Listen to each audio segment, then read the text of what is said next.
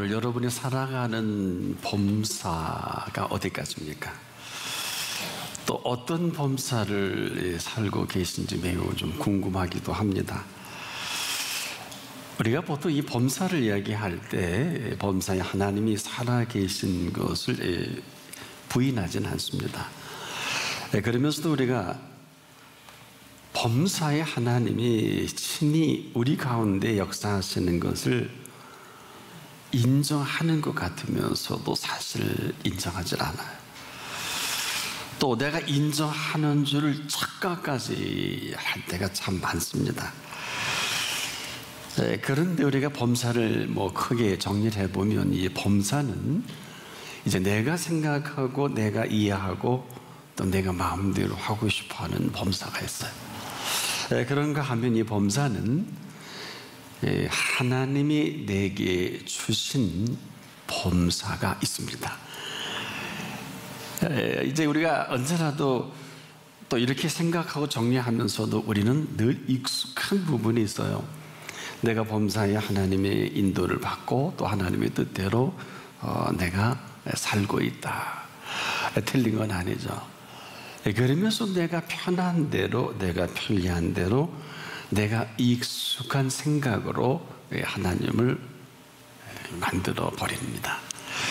나름대로 디자인한다 그럴까요? 그래서 우리는 항상 내게 좋으면 하나님이 내 범사를 주도하시는 것 같고, 그렇지 않으면 하나님의 범사가 아닌 줄 생각할 때가 참 많습니다. 그러면서도 오늘 우리 속에 꽉 붙들고 놓지 않는 것이 내가 내 마음대로 하고 싶은 범사예요. 여러 모양과 여러 모습이겠습니다만은 이때 우리가 한 번 더 주제해야 될 그 팩트가 있어요. 이 사실은 하나님의 범사입니다. 하나님의 범사가 오늘 우리의 모든 것이 되시는데, 한마디로 하나님의 범사는 저와 여러분 모든 범사의 범사다. 내가 생각하거나 또 내가 아는, 내가 보는 이런 범사가 아니라 하나님의 모든 범사를 말씀하고 있어요. 여기에는 항상 그 권능이 수반됩니다.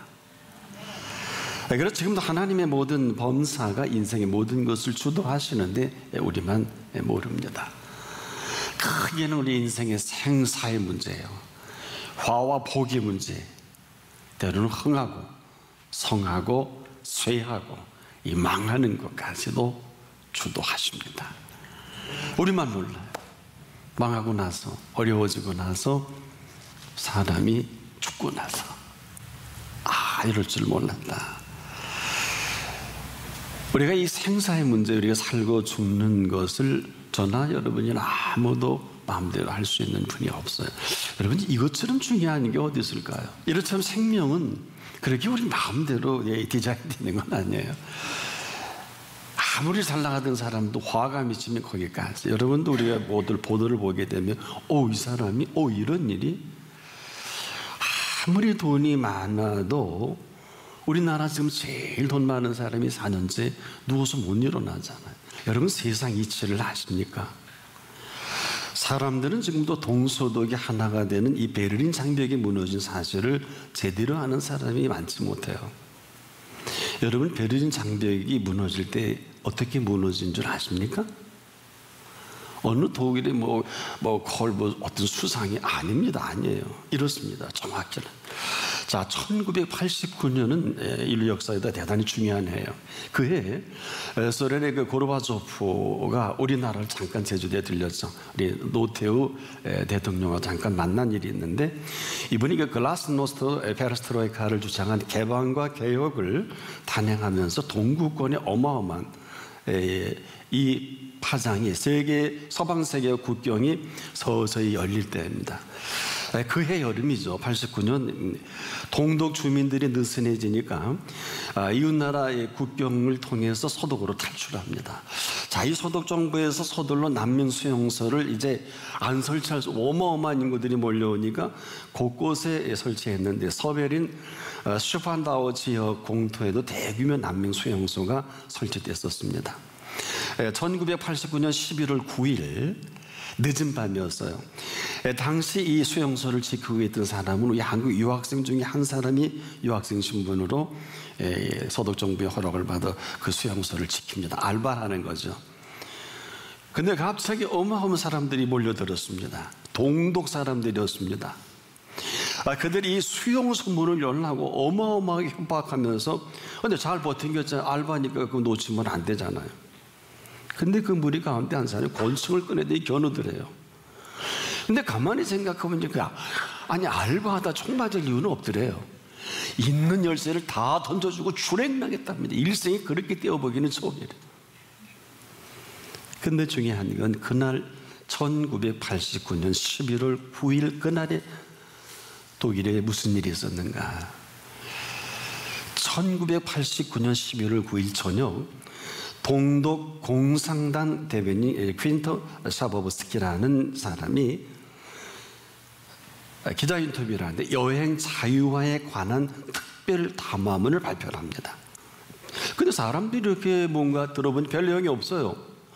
그냥 여행을 자유화하겠다는 이 얘기를 읽어내려가다 한 기자가, 똑똑한 기자가, 내용이 없습니까? 아니, 그렇다면 도대체 언제부터 여행 자유합니까? 라고 물으니까 이 퀸터 샤보브스키가 갑자기 당황하더니 이렇게 이제 자기 발표문을 이렇게 들추다가 아무 생각 없이 즉시 바로, 그러니까 이 기자가 급하게 베를린 장벽이 무너졌다고 타전을 해버리고 인터뷰를 한 거예요. 지금도 카카오톡 시대 아닙니까? 당시만 해도 텔레비전의 기자 인터뷰는 전 세계로. 그러니까 이 장벽이 무너졌다고 하니까 이 뉴스를 접한 동독의 사람들이 몽땅 수십만 명이 베를린 장벽으로 몰려갑니다. 이 동독 주민 수만 명이 일시에 서베를린으로 몰려간 거예요. 그 중에 일부가 본인이 있던 그 수용소에 몰려든 것입니다. 제가 혼자 생각해, 그때 키 주길 너무 잘한 거예요. 이 사람들이 난민 수용소로 몰려왔는데 한마디로 황당한 독일 통일이 이렇게 시작이 돼서 무너진 사실을 다 쉬쉬하다가 10년 전 2008년에 미국의 한 신문사가 자세하게 이 보도를 보도할 때 한국 신문이 이것을 방송하게 됩니다. 제가 이 표현을 왜 하냐, 뭐 베를린 장벽이 무너지고 뭐 할머니 콜수상이 뭘 하고 다 그렇게 우리가 물론 수고 안 한 것은 아니지만 이 사건 한마디로 베를린 장벽이 무너진 황당한 독일 통일의 역사를 가지고 있다. 여러분, 우리의 1945년 8월 15일 해방은 어떻습니까? 우리 좀 정확히 얘기했으면 좋겠어요. 함석헌 옹이 아주 간략하게 이렇게 표현합니다. 우리 해방은 도적같이 온 해방이다. 흔히 우리는 어때요? 사실 감리교 목사입니다만 이 독립운동의 본산지는 우리 감리교 목사님들, 감리교 중심으로 이루어졌다 해도 지나치진 않아요. 물론 타교단에 애썼는데, 그런데 우리가 정확히 지금 뭐 1919년을 어쩌고 저쩌고 하는데 저는 황당무계한 이론에 동의할 수가 없는 게, 아시는 대로 1945년 8월 6일 일본이 미국 전폭기 B-29가 히로시마 나가사키를 온폭을 싣고 가지 않습니까? 그리고 이 폭격으로 인해 수십만 명이 일시에 인류 역사에 이런 어마어마한 피해를 입은 이 사실에 그만 일본 천황이 항복했잖아요. 일본 천황이 항복한 이 덕에 우리가 8월 15일 해방을 맞이하지 않습니까? 이게 다예요. 우리가 이렇게 아무 준비 없이, 아무 대가 없이 맞이한 5년 동안 고생하다가 어마어마한 동족상잔의 피비린내에 수백만 명이 사상자가 나는 유교가 터지잖아요. 다행히 1953년 7월 27일 휘전협정이 조인되면서 이 경계선을 65년 동안 지키는 사이에 전 세계에 유례없는 자유시장 경제와 의회 민주주의를 우리나라 5천만 명이 넘는 3만 불의 개인 소득에 가까운 나라를 이룬 나라, 우리나라밖에 없습니다. 근데 좀 슬픈 소식이 어제 접했어요. 1999년 즉 IMF 이후에 130만 명이 실업률이 최고라네요. 이미 실업급여가 4조 넘고 6조까지 갈 거라네요. 이거 어떻게 했으면 좋을는지 모르겠습니다. 지금 전 세계 일본도 호황, 미국도 호황, 일본에서 우리 청년들을 초빙합니다. 일자리 우리는 없는데 전 기억을 해요. 2008년 이 강단에 제가 설교할 때 9월 중순이었죠. 세계 5대 투자회사가 무너질 때 리먼 브라더스 비롯해서 완전히 무너질 그때 우리나라는 잘 나갔습니다. 기억하시나요? 전 세계가 잘 나갈 때 우리는 지금 엉망진창으로 지금 실업률에다가 이 가운데도 소상공인 자영업이 우리나라 570만 명이나 되는데 거의 다 무너져 갑니다. 아시는 대로 보시는 대로. 네, 아무도 기웃거리도 않네요. 소상공인이라는 게 그런 거예요. 치킨집하고 밥 팔아서 떠오르 빵집하고 그런 분들. 그러면 570만 명이 두 식구를 해도 1000만이요. 네 식구라면 얼마예요? 5100만 밖에 안 되는데 이 사실을 정부에서는 언급조차 하지도 않는 이상한 흐름을 보면서 이 시대를 사는 저로서는 이해가 안 돼서 말씀드리는 거예요. 일본, 미국이 잘 나가면 우리도 잘 나가는 게 맞거든요. 여기까지. 분명한 사실은 이 모든 흐름은 범사라는 것입니다. 제가 이렇게 말씀을 드리는 것은 이 모든 것은 하나님의 범사입니다. 우리가 일제강점기로부터 해방된 이 분명한 팩트를 자꾸 이상한 얘기하면 안 돼요. 그런 건 그렇다 해야 돼요. 사실이죠. 통일 독일이 이렇게 황당한 통일 돌국이 된 줄 누가, 저는 그렇게, 여러분 우리가 어떻게 알고 있나요? 뭐 어마어마하게 뭐 지도자들이 잘해서 뭐 브란덴부르크가 어떻고 저떻고, 우리나라 해방이 어떻게 왔나요? 우리 그런 건 그렇고 아닌 건 아니라 해야 그리스도인입니다. 이에서 지나는 건 죄라 그랬어요? 근데 왜 여러분 가만히 계세요? 선동하는 것이 아닙니다. 하나님이 저 같은 목사의 설교도 들으십니다. 하나님의 범사가 이런 것입니다. 지금도 이 사실을 모르면 평생 곡해와 오해 속에 마감할 수밖에 없어요. 범사는 이처럼 저나 여러분의 삶의 전부입니다. 그래서 이 범사가 하나님의 범사이어야 하는 이유는 저나 여러분이 살아갈 모든 일들이 여기에 속해 있어요. 우리만 지금 별로 관심이 없어요. 하나님은 이 범사의 전부를 거셨어요. 그래서 우리에게 명하셨잖아요. 급하니까 모두 잘 들어라 하시면서 범사에 감사하라. 이는 그리스도 예수 안에서 너희를 향하신 하나님의 뜻이니라. 자, 사랑하는 여러분, 왜 이렇게 범사가 심각할까요? 저나 여러분이 생각하는 범사는 아니기 때문에 그렇습니다. 지금 우리가 생각하고 느끼는 이 범사는 별로 중요하지 않잖아요. 아, 이건 범사지, 범사에 감사해야지, 틀리진 않는데 범사는 이런 정도의 범사가 아니라 하나님의 범사입니다. 이 얘기는 무슨 얘기일까요? 이 범사는 일상생활만을 말하는 것이 아니라 삶 전체를 말합니다. 이 사실을 저나 여러분보다 먼저 하신 예수님이 굉장히 흥분하셨어요. 이 사실을 아시기 때문에. 그래서 무조건 나는 네 범사의 길이다, 나는 네 범사의 진리다, 나는 네 범사의 생명이다. 왜? 언제 생명이 마감될지 모르고 운전하다가 사업하다가 뭐 유리창에 떨어져서 죽는 사장도 많더라고요. 이 범사에 얼마나 심각한 줄 모르고 무감각하게 산다고 해도 아마 지나치지 않을까요? 왜 나는 길이라고 하셨을까? 길이 너무 많아요. 아는 길도 경험적으로 여러분 지금 길이 아닌 수없이 많은 길을 다니다가 지친 이 모습에 거침없이 나오는 것이 세상이 힘들어, 너무 고달퍼, 어려워, 믿을 사람 없어. 어느 틈엔가 몸이 시원치 않아 병이 들고 죽을 것 같다 이러지 않아요? 요즘 이런 분이 수백만 명이에요. 그 실업자들이 좋겠습니까? 실업급여를 받는 게 며칠이나 받겠어요. 570만의 소상공인들이 정말 좋아할 분이 몇 분이나 있겠습니까? 한마디로 우리가 이 길 없는 이 세대에 휘몰아치는 이 모습을 그분이 보시기 어떨까요? 갈 길 모르고 갈 길조차 없는 이 세대에 여러분, 우리가 한번 깊이 생각할 것은 다 맞는데, 한마디로 갈 길이라는 게 뭐예요? 살 길 아닙니까? 여러분, 이 살 길이 힘든다는 것은 첫째로 살 길을 모르기 때문입니다. 이 살 길이 모른다는 것은 더 정확히 살 줄을 모르기 때문에 우리가 길을 헤매고 있다.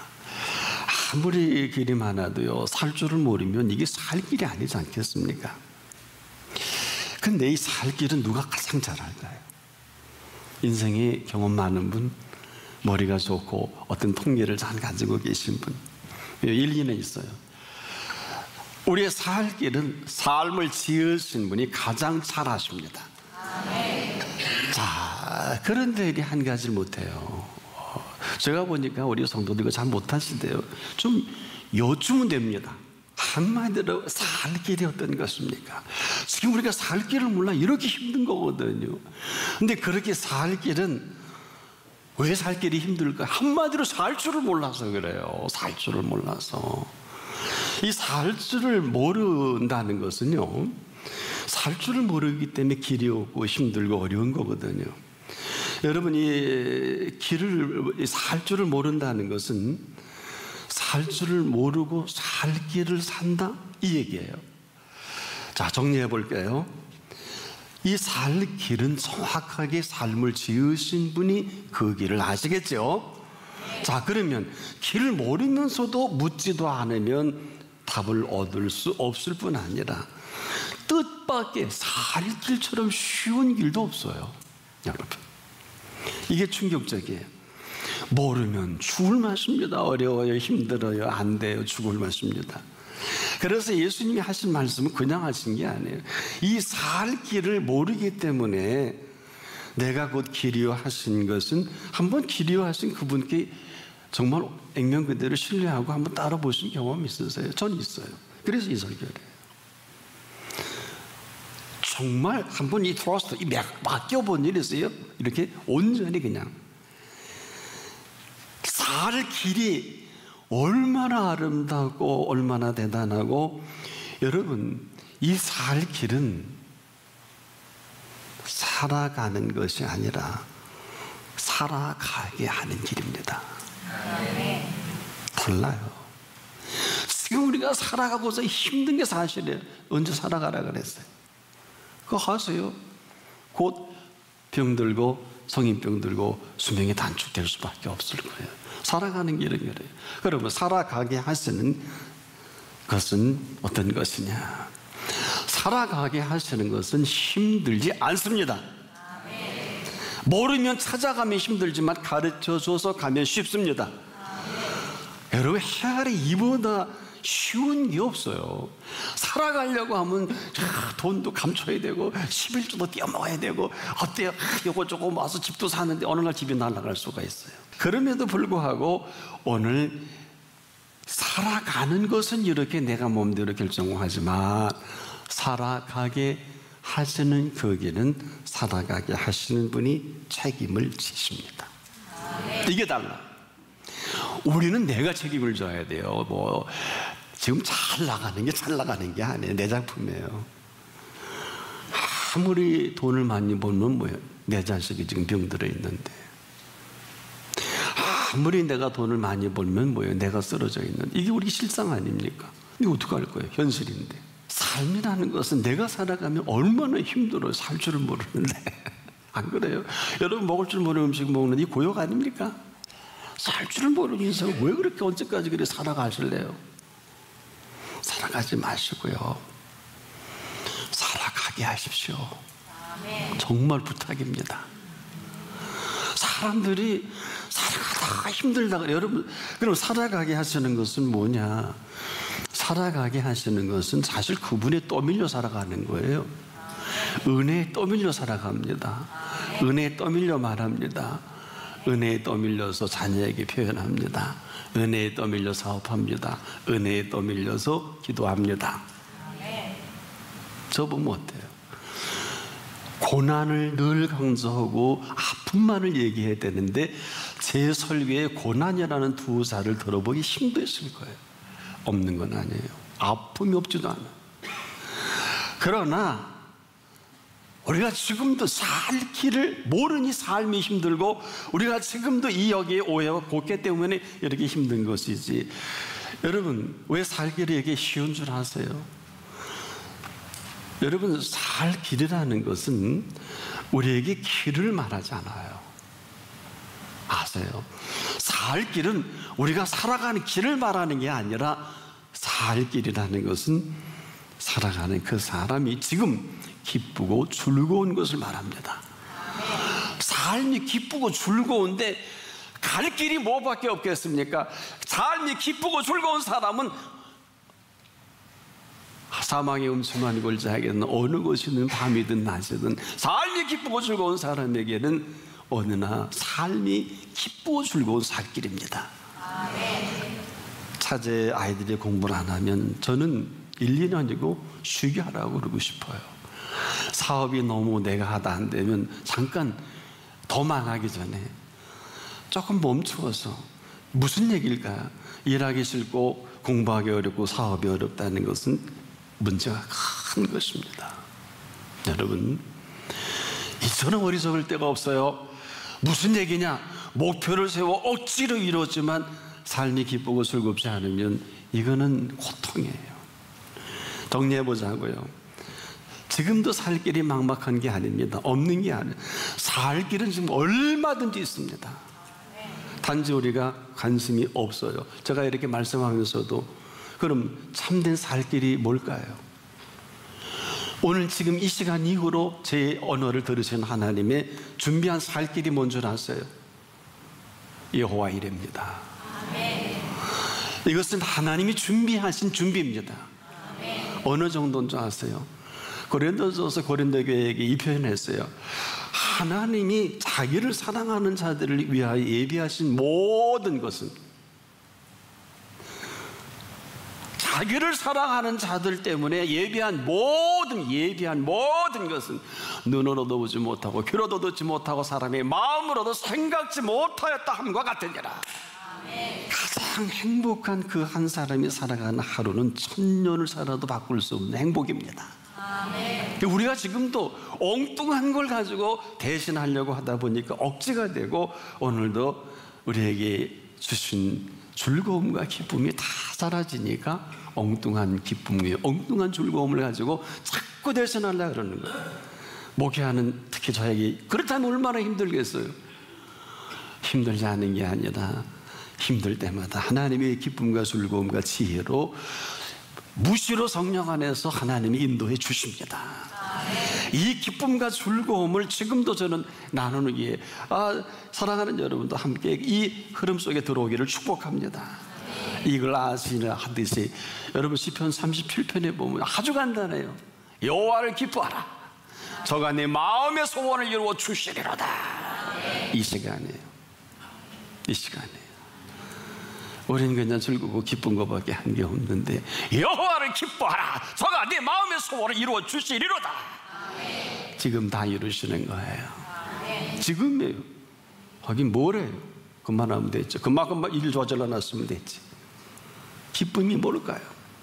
이 기쁨은 주님이 그렇도록 제자들에게 명했던 평안을 너에게 끼치노니 내가 주는 것은 세상이 주는 것 같지 않으니 너는 마음에 근심도 말고 염려하지도 말라. 이 문제, 평안은 기쁨과 즐거움을 항상 수반합니다. 더 놀라운 사실은 평안은 하나님의 통치입니다. 그래서 이 평안한 사람을 아무도 건드리지 못하는 거예요. 평안은 즐겁고 기쁜 것을 말합니다. 이제 이 사실을 인정하느냐 거부하느냐. 오늘 본문에는 간단합니다. 이 사실을 인정하라는 거예요. 너는 범사의 그를 인정하라. 가정법이죠. 그리하면 내 길을 지도하시리라. 이 근거가 아주 미약해요. 조건이죠. 너는 마음을 다 여호와를 의뢰하고, 조건이죠. 내 명철을 의지하지 말라. 우리는 이 얘기를 듣고도 얼마나 똑똑한 척하는지 몰라요. 얼마나 아는 척하는지 몰라요. 그리고 나서 너는 범사의 그를 인정하라. 이후로 범사를 주도하실 만반의 준비를 다 갖춘 준비를 말합니다.